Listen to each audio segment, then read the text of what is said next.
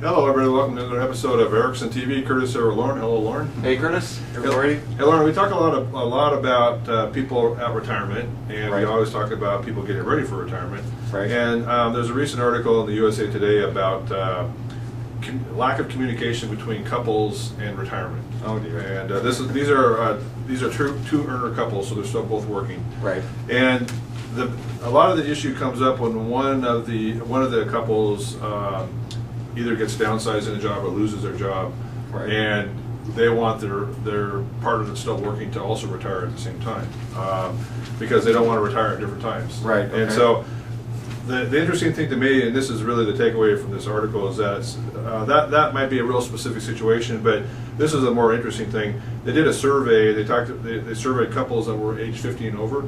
Right. And these are some of the numbers. Of those surveyed, only 57% have talked about wills, inheritance, and estate planning matters. Okay. So a little over half. 42% of the couples have discussed their net worth. Okay. So over half of them have never discussed their net worth at all. Right. And then Probably don't want to. and this one's a big one. 41%. Only 41% have talked about where they want to live when they retire. So interesting. What's your takeaway though?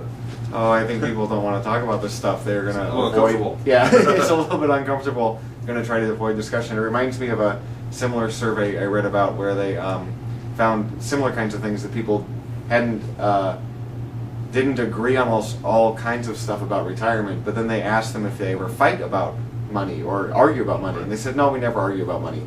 So they don't agree on anything, but they're also not arguing. It's because they're just not discussing it at all. Right. There's no conversations happening. So I think the end of this episode, we can encourage our clients or people watching this video that communication is key. And yes, it's a little uncomfortable. It's probably better to talk about it earlier on in planning.